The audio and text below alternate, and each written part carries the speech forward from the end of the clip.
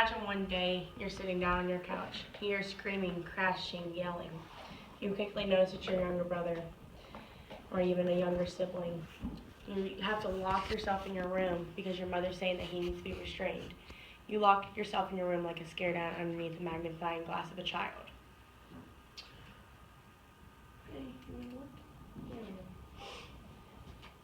Jesse is only 13 years old and has been expelled from over 2 schools. He has also been suspended over 4 times a year. He's had more than 13 acute settings. Jesse is a kid that has special disabilities. He is a normal child. Imagine walking upstairs into your brother's room and seeing him try to jump out a second-story window, or on the other hand, having a charger cord around his neck trying to kill himself. You ask him why, and all he can tell you is that the voices in his head tell him that he'll be a lot better without everyone. My family and many other families go through this every day. In Marion County, they don't have the right help that they need.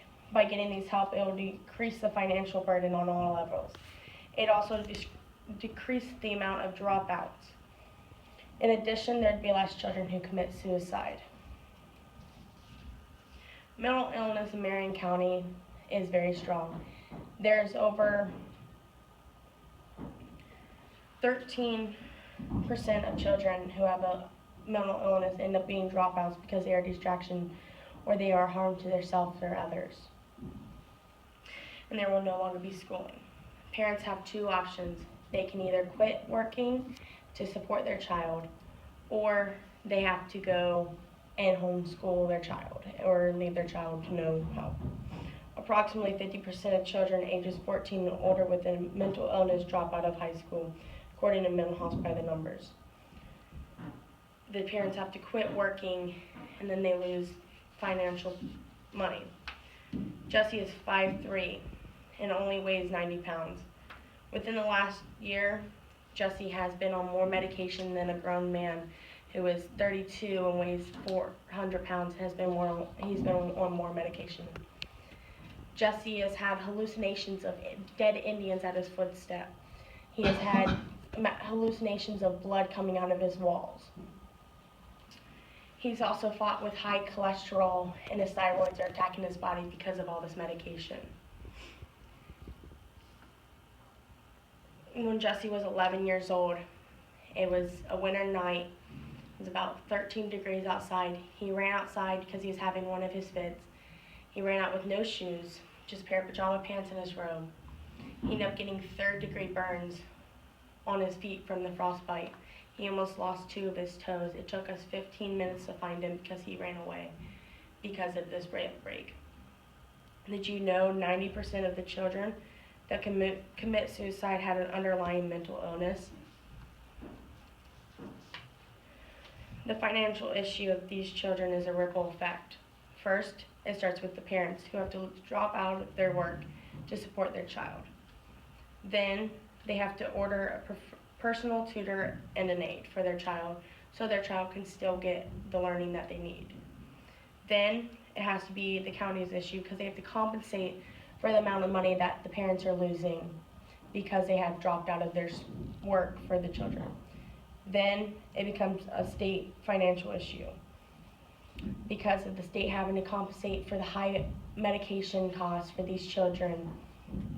And then when the children are adults, it becomes a federal issue when the children have to be put on SSI or anything because they cannot get a job because they are so underemployable because they do not have a degree or they have this mental illness that is holding them back.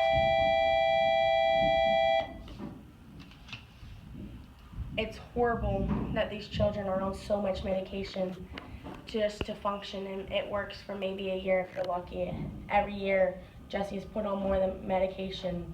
Each year, more and more get piled on. The only way to get these children the right services is rather the parents put a criminal charge on themselves and lose all their other children, or they have to deal with their child acting like they're their own punching bag because these children do not know what to do with themselves. And another way the parents can get help for them is they surrender their custody to their child to the police. The only way that the children can get into the right residential care is by the courts or child services. But when you go to child services, they tell you that they can't help, that you're just abandoning your child. Then they'll be put in a special home. After that, they'll be put into a foster home where they could have worse parents. And if that still doesn't work, then they're put into correctional centers and correctional services. Marion County is an outlying county. So right now the closest help for these children is in Columbus. Medication won't work. Counseling isn't working. School intervention isn't working.